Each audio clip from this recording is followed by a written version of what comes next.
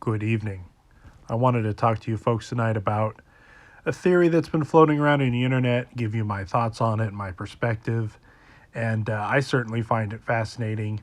The concept, the idea, the theory, if you will, that Bigfoot is extra dimensional or interdimensional, or has the ability to move in and out of unseen worlds and cross distances and time, being able to appear and disappear, that they have some kind of an ability, either natural or unnatural or supernatural, if you will, something that they are either genetically modified to have, something they may naturally occur, something that was embedded in from an ancient species, from an ancient race, something that they're engineered. There's all kinds of theories of how they're able to do some of the very strange things that get reported out there.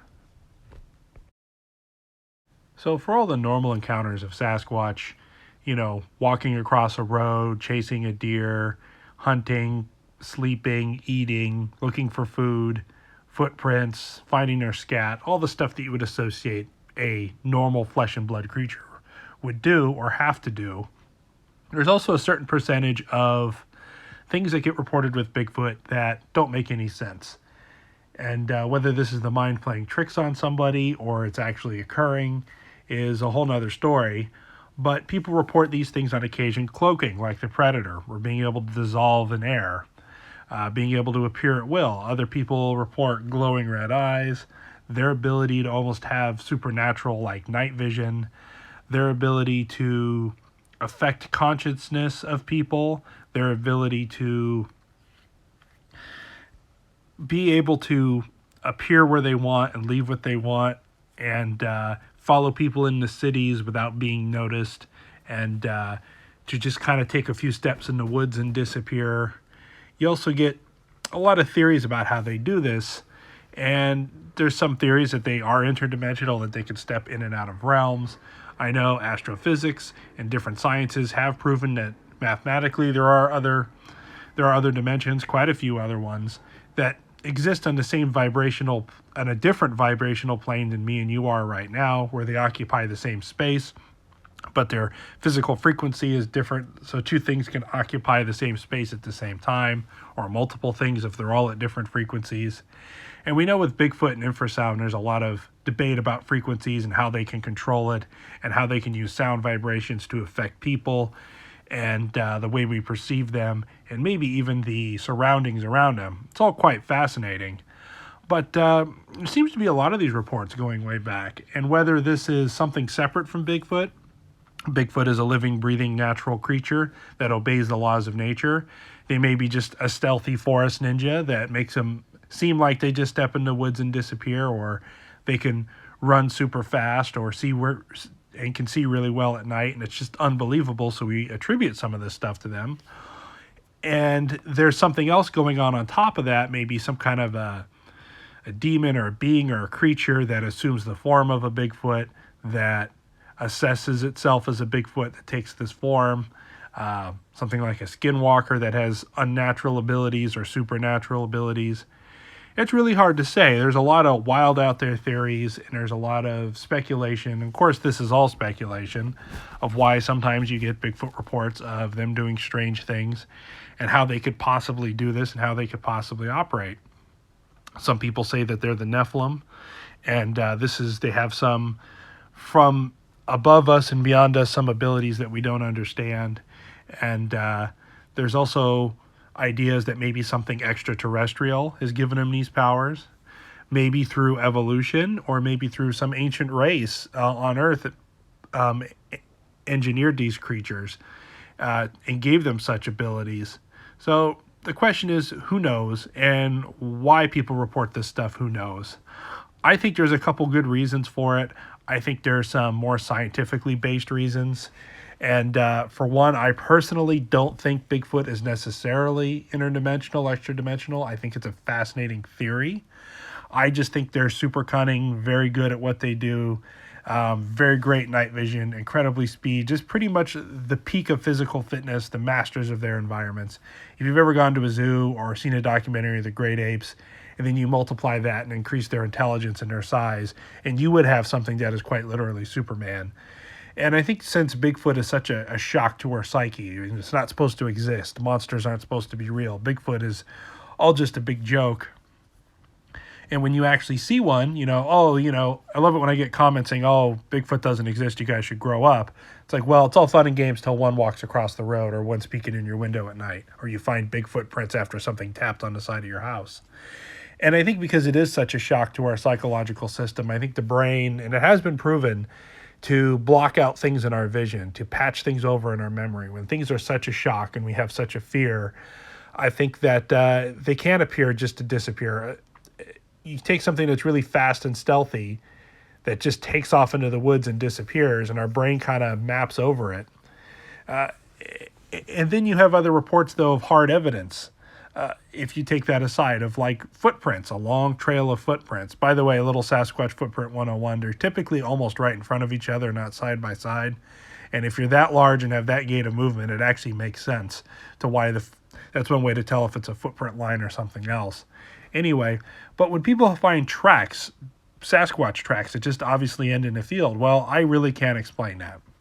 Them being interdimensional, I guess could explain that, but then how can you explain them being interdimensional? It just raises a whole bunch of other questions. Maybe they can leap, maybe they can climb trees, maybe they realize they're leaving tracks and backtrack.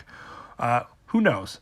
But there's a lot of strange stuff going on out there with these creatures, and the interdimensional theory, I think, is very, very fascinating. And I think, like I was saying, on top of these creatures just being very, intimidating and posing, especially certain varieties that are carnivorous, that have long claws, immense size and teeth, and are known predators. I think there's a lot of stigma that goes with these things, and I think it really helps the mind to play tricks on you, and can just strike the most deepest fear in the bravest of hearts. And I think that has a lot to do with some of these things, like the glowing red eyes. I think a lot of times is eye shine. But one of the things that I think is actually quite fascinating is their ability to use infrasound, as it's reported.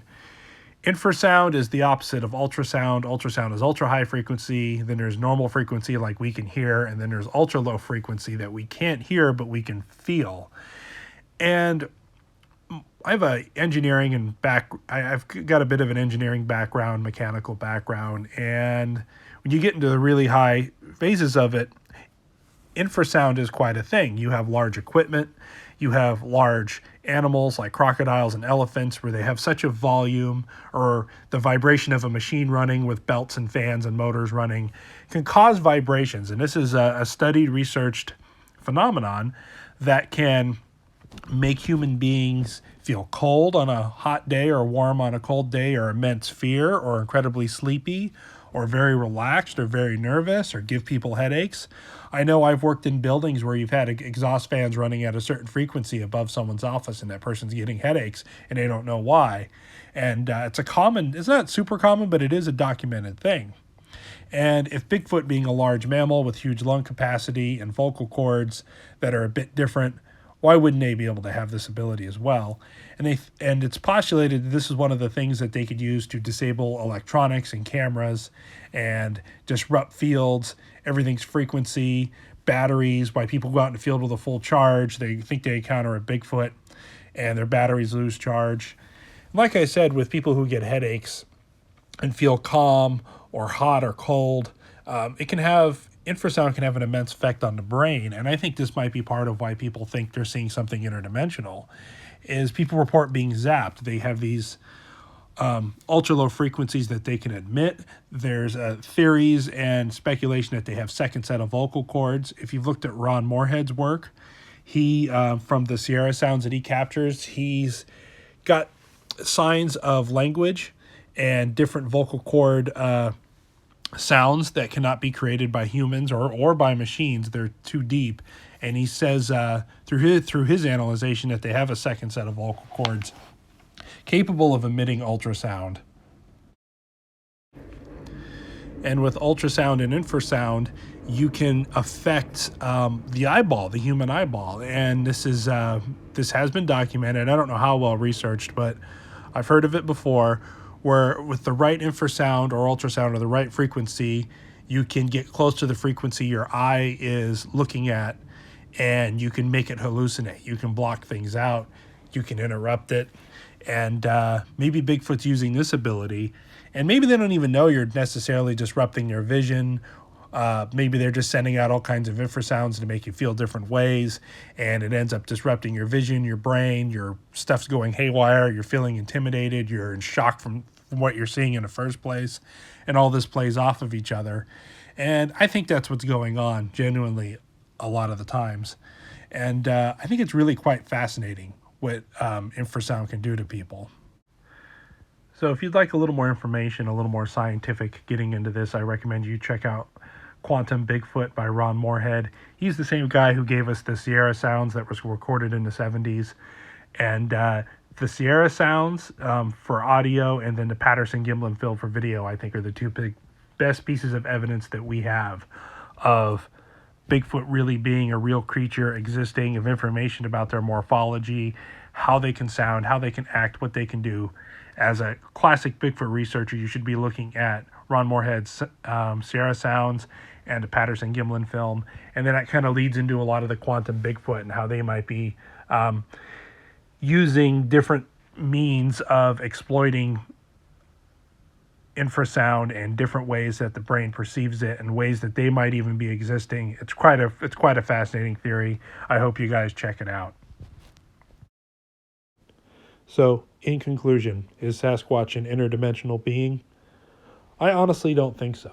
I think just the pure shock to the system it is seeing these things, their possible ability to manipulate infrasound, and just the general how the human brain perceives them, and not to mention their extreme level of physical fitness and the mastery of their environment, can make it seem like they're doing a lot of these strange things. And I think that's what's really going on. And that being said, like I was saying, I could be wrong. They very well could be interdimensional and have some other strange woo type stuff going on that I don't understand or we don't understand yet. But for the most part, I don't think that's going on. If you like what you see here, folks, please give this video a thumbs up. It really helps out the channel. And if you feel I deserve it, please subscribe. We got great videos coming out every week. Thank you very much, and stay safe in the woods.